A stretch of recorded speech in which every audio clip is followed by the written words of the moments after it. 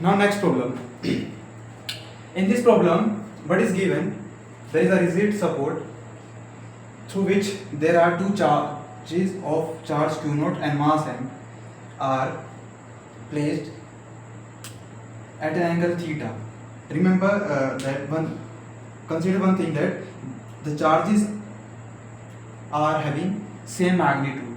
If the charges are of unequal magnitude, then it is not balanced like this. It becomes a very difficult problem. I have taken a very simple example in which the two charges are at same height due to their magnitudes are same. Okay. In this problem, what we have to find is they are tied through length L and L in through strings. We have to find the tension in these strings, and second, the charge q naught on this spherical masses. In spherical masses के ऊपर जो q not charge है ये निकालना है, और जिस thread से ये टाई किए गए हैं उस थ्रेड की टेंशन निकालनी है. ये मेरी प्रॉब्लम है.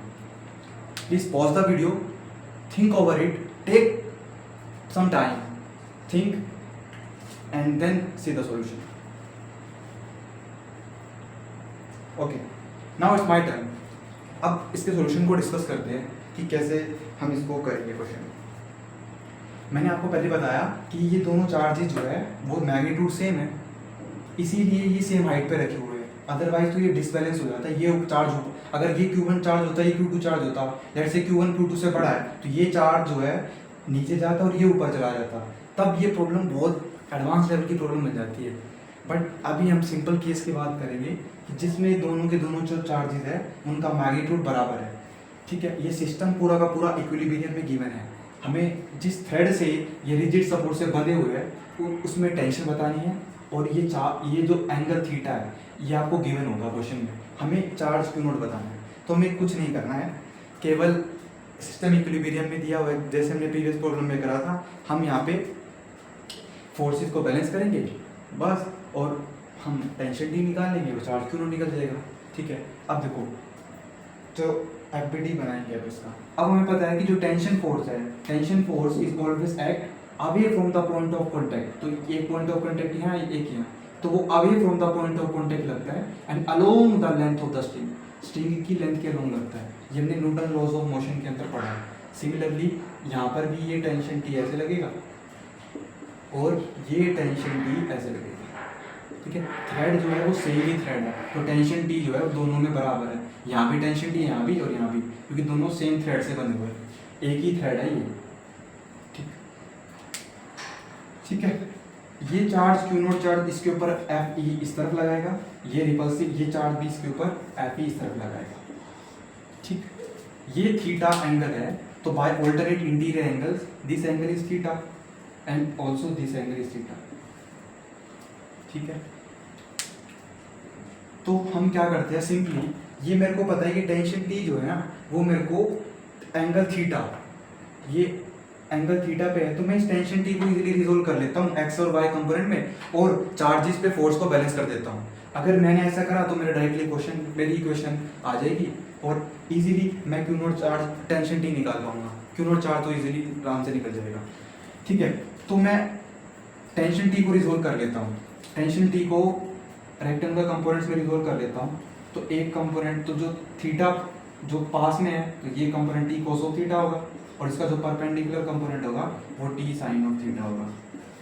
ठीक, इस वाले चार्ज के ऊपर मैं लिख रहा हूँ, आप इस वाले पे लिख सकते हो, कोई इशू नहीं है. ठीक है, अब ये देखो ये एल है, तो मैं इस लेंथ को भी तो रिजोल्व कर सकता हूँ, क्योंकि मेरे पास डिस्टेंस बिटवीन द चार्जेस के बीच चाहिए ना एफ ई के लिए. तो ये एल लेंथ है.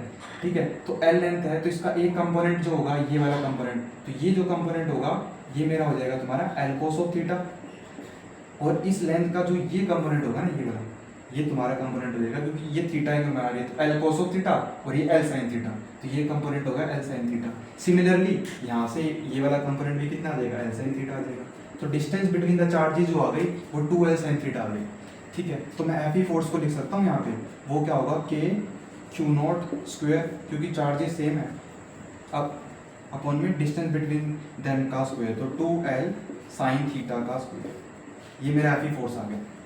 अब मैं इस वाले चार्ज को देखता हूँ, ये वाले चार्ज को, तो इस पर एक फोर्स लग रहा है मेरे पास टी कॉस ऑफ थीटा, और एक फोर्स लग रहा है मेरा नीचे ग्रेविटेशनल फोर्स mg, क्योंकि देखो सिस्टम पे नीचे ग्रेविटी दे रखी है, तो यहाँ पे एक ग्रेविटेशनल फोर्स जो है वो mg यहाँ लगेगा।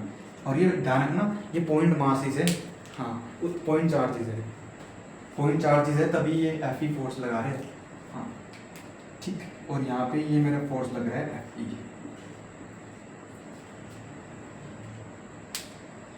ठीक है। और एक फोर्स है ये टी साइन थीटा, ठीक। तो बस बैलेंस कर लेते हैं। तो टी कोस थीटा मेरा किस, ये वाला फोर्स इसके बराबर, क्योंकि सिस्टम इक्विलिब्रियम पे है, और ये वाला फोर्स इसके बराबर हो जाएगा, तो Fe जो होगा वो मेरा टी साइन थीटा के बराबर हो जाएगा, और mg जो है वो तुम्हारा टी कॉस थीटा के बराबर हो जाएगा, ठीक है। ये मेरे पास दो इक्वेशंस आ गए। अब किसी के दिमाग में ये भी आ रहा होगा कि सर क्या मैं Fe और mg को रिजोल्व कर सकता हूँ? बिल्कुल कर सकते हो, आप Fe और mg को भी रिजोल्व कर सकते हो बजाय टेंशन की, बट वो थोड़ा लंबा प्रोसेस हो जाएगा, वो टफ भी पड़ेगा। सिंपली क्या है यार, टेंशन डी दिख रहा है तो मैं इसके दो कंपोनेंट्स ले लेता हूँ एक्स और वाई डायरेक्शन में, सिंपल इक्वेशन बना लेता हूँ तो काम हो जाएगा आसानी से। बट कुछ लोगों को थोड़ी सी रहती है कि अगर मैं Fe को रिजोल्व करूंगा ना तो मेरे को mg को भी रिजोल्व करना पड़ेगा, ये दोनों फोर्स रिजोल्व होके टेंशन टी को तुम बैलेंस करा लो, तो तुम्हारी जो है वो इक्वेशन बन जाएगी। इसके ऊपर कैसे बना सकते हैं, अब मेरे को टेंशन टी बताना है, तो टेंशन टी के लिए देखो हमने सिंपल इक्वेशन पढ़ी हुई है मैथमेटिक्स में, जब भी मेरे को साइन और कोस फंक्शन दिखते हैं ना दो इक्वेशन के अंदर, और कोई वेरिएबल उसके कोएफिशिएंट में जो वेरिएबल है वो फाइंड कर रहे हैं, तो हम क्या करते हैं सिंपली स्क्वायर एंड ऐड कर देते हैं। अगर मैं इन दोनों इक्वेशन को, इक्वेशन 1 और 2 को स्क्वायर एंड ऐड कर दूंगा ना तो तुम्हारे पास डायरेक्टली टेंशन टी की वैल्यू आ जाएगी। तो मैं क्या करता हूँ, इक्वेशन 1 और 2 को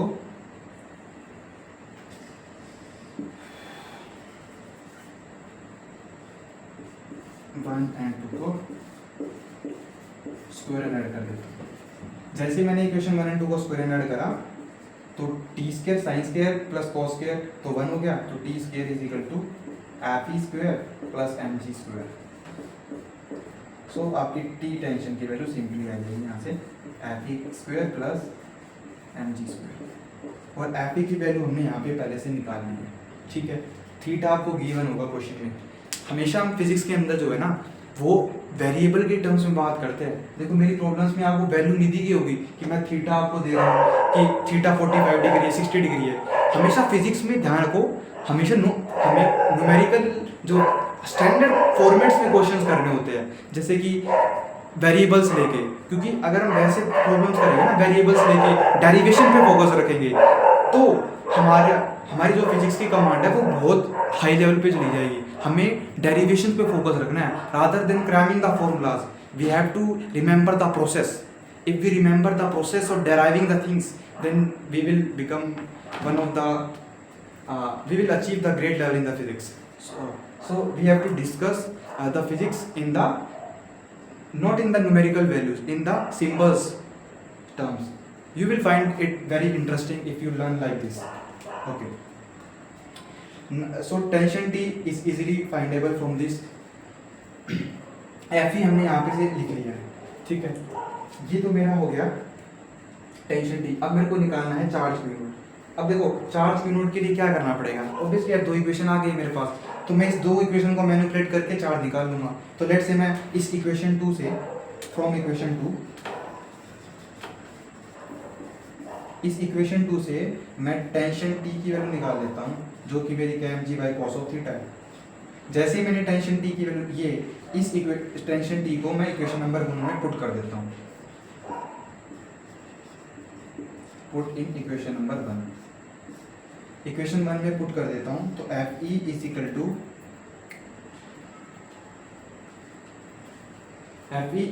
to tension T is mg by cos theta, तो mg,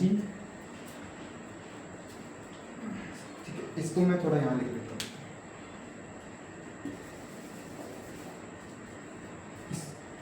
इसको हम यहाँ लिख लेते हैं, यहाँ पे ये।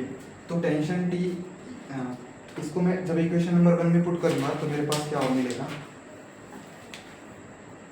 आई will get is F E which is equal to tension M G by cos of theta.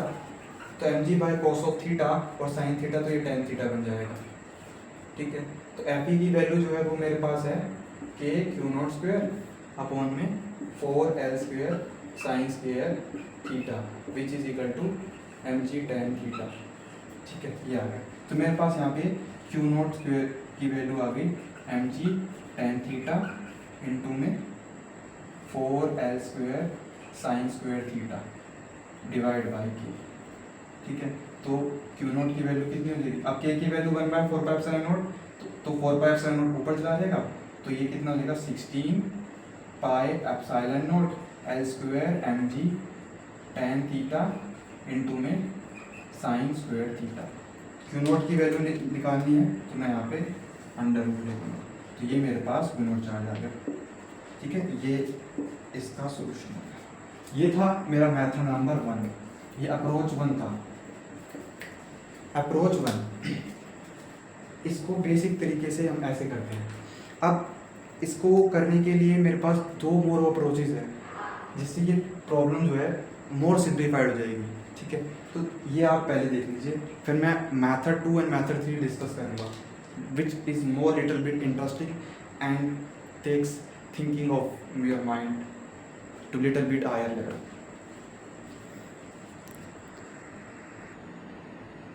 Next. Okay.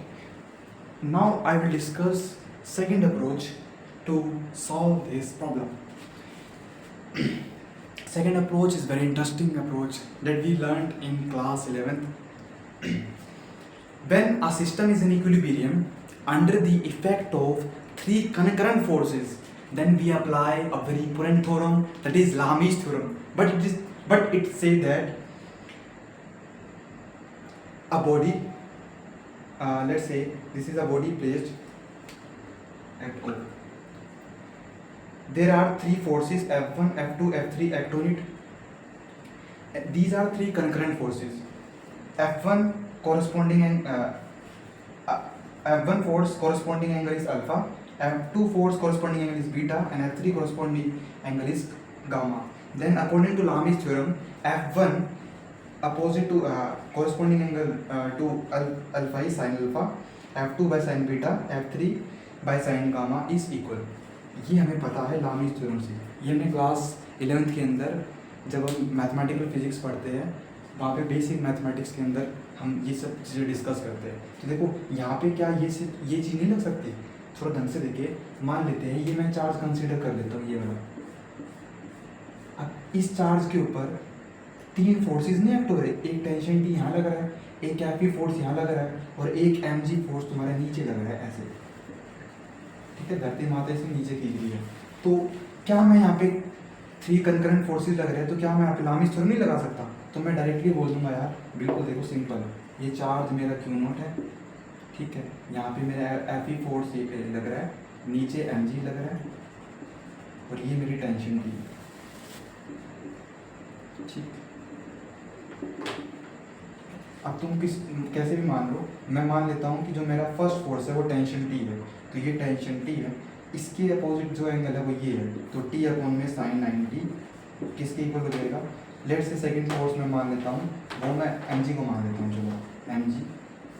ठीक, यहाँ पे जो एंगल है इसके, तो वो ये पूरा एंगल है जो कि क्या है 90 प्लस थीटा, तो ये 90 है, तो sine 90 plus theta is third force मेरा एफ ई है।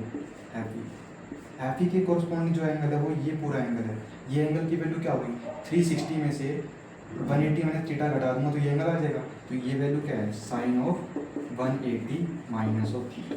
बस अब कंपेयर कर लेंगे हम वैल्यू, टेंशन टी को इसके साथ और टेंशन टी को इसके साथ, तो टी की वैल्यू मेरी क्या आ जाएगी? साइन 90 प्लस थीटा आपको पता है कॉस थीटा होता है, और साइन 180 माइनस थीटा क्या होता है? ये तो साइन थीटा ही होता है। तो इसको इसके साथ कंपेयर करेंगे तो टी कॉस ऑफ थीटा की वैल्यू एम जी के बराबर आ जाएगी, और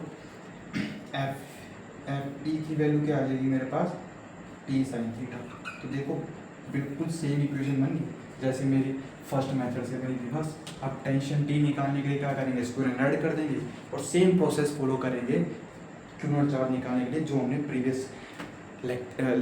प्रीवियस क्लास जो हमारा क्वेश्चन था उसमें फॉलो किया था। ये अप्रोच है, बिल्कुल स्मार्ट अप्रोच है ये कंपटीशन एग्ज़ाम में हम ये चीज़ यूज़ करेंगे। हाँ, अगर वो ये कि तुम्हारी फाउंडेशन कैसे स्ट्रॉन्ग है, तुम्हारी मैथमेटिक्स जितनी ज़्यादा स्ट्रॉन्ग होगी ना तुम्हारी, उतने तुम क्वेश्चंस को यार इजीली बना पाओगे। तुम्हारी जो बेसिक कैलकुलस है, अगर आपको कोई प्रॉब्लम है कि मैथमेटिक्स में रिलेटेड टू फिजिक्स, तो मैथमेटिकल फिजिक्स, तो do comment, I will prepare a separate list on the mathematical physics in which I will taught all the mathematical physics which is essential in to 12th standards. Okay. Now I will discuss method third. Please look it over it.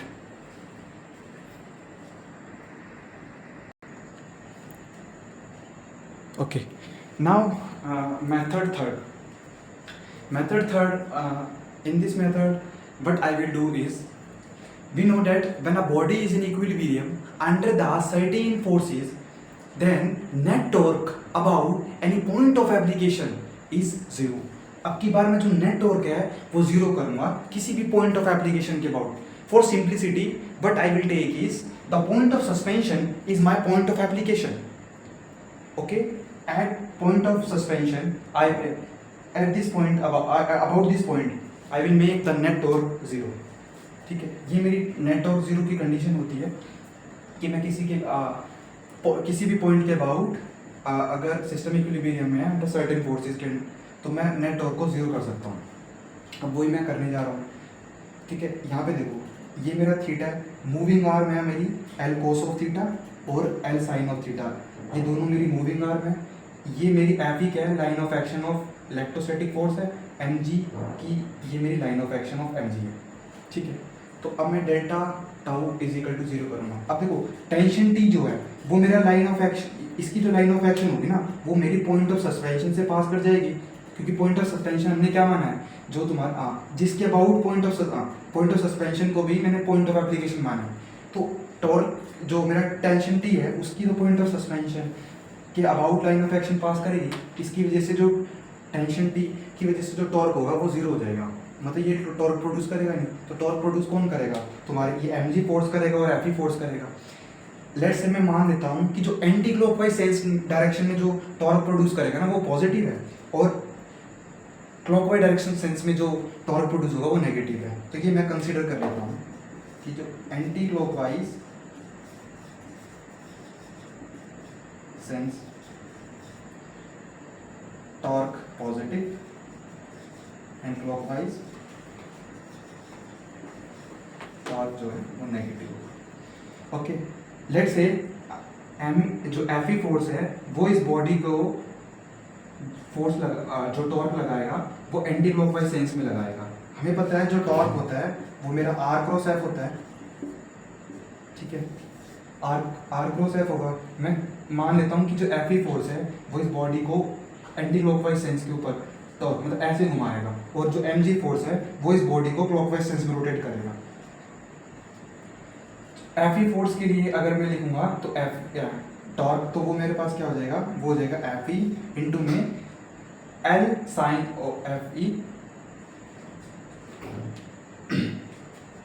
This theta okay L cos of theta. हाँ, F E this perpendicular distance is L cos of theta, L cos of theta. This torque is positive because it Fe producing the body in anti-clockwise torque. Anti-clockwise sense torque is positive. mg जो है वो body को clockwise sense में rotate करा है, इसकी वजह से इसका जो टॉर्क होगा वो नेगेटिव होगा। mg इनटू में जो परपेंडिकुलर डिस्टेंस यहाँ पे आ रहा है वो मेरा क्या आ रहा है, हाँ l sin थीटा। mg ये डिस्टेंस है मेरा l sin थीटा, तो mg इंटू में l sin थीटा, क्योंकि परपेंडिकुलर डिस्टेंस क्यों होगा, क्योंकि r f sine of theta magnitude की बात कर रहा हूँ मैं, डायरेक्शन तो हमने पॉजिटिव नेगेटिव से दिखा दी, तो r f sine theta N cap तो मेरा डायरेक्शन होगा प्लस माइनस से, साइन थीटा साइन 90 जो है वो मेरा 1 होता है, इसीलिए M G L sine theta, M G और ये मेरा परपेंडिकुलर डिस्टेंस आ गया, तो बस नेट टॉर्क को मैंने 0 कर दिया, delta tau is equal to 0। तो यहाँ से मेरे पास क्या आ गया, एफ ई, तो एल से एल कट जाएगा, तो F E cos theta is equal to M G sine theta. तो यहाँ से देखो वही बात आ गई कि टेन थीटा की वैल्यू जो है वो मेरा F E by M G के बराबर है। बस हो गया प्रॉब्लम सॉल्व। यही सेम चीज़ें हमने 3 डिफरेंट मैथड से देखा कि कैसे हम एक प्रॉब्लम को 3 डिफरेंट अप्रोचेस से सोल्व कर सकते हैं। This is the beauty of the physics. Okay, please look over it. ठीक है, in next video I will discuss more advanced problem on electrostatic force. Okay, thank you.